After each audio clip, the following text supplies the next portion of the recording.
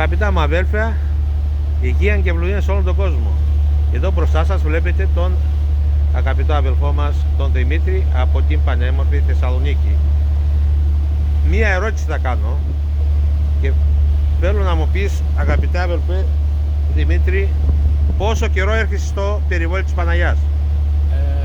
Έχω έρθει 40 χρόνια κοντά, έρχομαι πάνω από 130 φορές.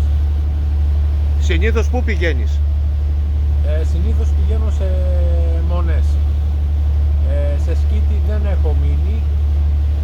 Έχω επισκεφτεί όλες τις μονές του Αγίου Όρους και την Εσφυγμένου. Συνήθως πηγαίνω στο κέντρο, στις Καριές, διότι από εκεί μπορώ να κάνω διάφορες διαδρομές, να επισκεφτώ και Παντοκράτορος, να επισκεφτώ και Φιλοθέου και την Ιβύρον από το μονοπάτι, να το κατέβω το βουνό, περνάω και από τον Άγιο Παΐσιο, προσκυνάω και από το Γέροντα Γαβριήλ. Συνήθως από εκεί είναι πιο εύκολη, έχεις πολλές διεξόδους. Θέλω να μου πεις μία περίπτωση έτσι που σε έχει αγγίξει, σαν θαυματοργή περίπτωση, ας πούμε, σαν ένα θαύμα που έχει ζήσει. Ναι, θυμάμαι, ήταν η πρώτη φορά που είχα έρθει. Είχα έρθει μόνος μου, ήταν ένα τρίμερο μόνος μου, εντελώς μόνος, δεν ήξερα τίποτα από Άγιο Όρος. Και είχα μείνει στη Μονή Σταυρονικήτα τότε που μας φιλοξενούσαν μέσα στη Μονή, πριν την ανακαίνιση που έχουμε κάνει. Και από εκεί, αφού τελειώσαμε στο Αρχονταρίκι μια συζήτηση που είχαμε, πήγαμε να πέσουμε όλοι για ύπνο, για να ξεκουραστούμε για τη Θεία Λειτουργία. Και είδαμε ξαφνικά ένα φως, ένας προβολέας, έτσι όπως είναι οι προβολείς που στα αεροδρόμια που φεύγουν στον ουρανό τα αεροπλάνα, να βγαίνει μέσα από τον ουρανό και να πέφτει σε ένα συγκεκριμένο σημείο στη Μονή Ιβύρο.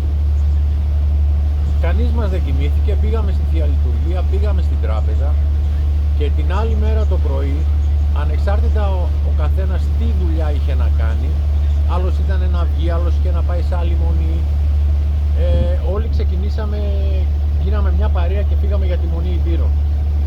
Όταν φτάσαμε στη Μονή Ιβύρων, ο πρώτος που ήταν, συνάντησε κάποιον μοναχό και το ρωτάει, τον λέει ευλόγησον γέροντα, λέει, είμαστε λέει προσκυνητές, λέει, από τη Μονή Σταυρονικήτα. Είδαμε ένα φως να βγαίνει χθες μέσα από τον ουρανό και να φωτίσει σε ένα συγκεκριμένο σημείο στη Μονή σας, εδώ στη Μονή Ιβύρων. Και δεν ξαφνιάστηκε ο γέροντας, χαμογέλασε και λέει, ναι, λέει, το είδαμε και εμείς, ήταν στο κελάκι ενός γέροντα, έκανε κομποσκήνη. Τόσο απλό το θαύμα εδώ στο περιβόλι της Παναγιάς. Είναι ευλογημένος τόπος.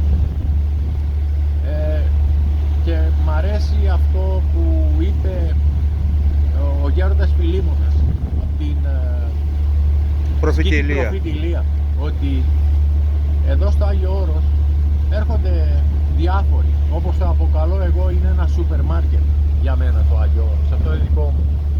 Ό,τι θελήσεις θα το ψωνίσεις. Αν θελήσεις να σου δώσει ωφέλεια ψυχής ο Θεός, θα στη δώσει. Άλλος έρχεται για να βγάλει φωτογραφίες, άλλος έρχεται από απλή περιέργεια. Ό,τι θελήσεις θα σου δώσει απλόχερα ο Θεός. Απλά ο γέροντας Φιλίμωνας ήρθε στα λόγια μου και πρόσθεσε κάτι ακόμα.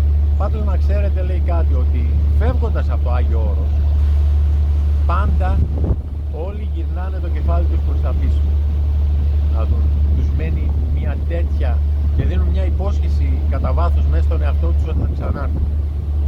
Είναι ευλογημένος τόπος. Να είστε όλοι καλά.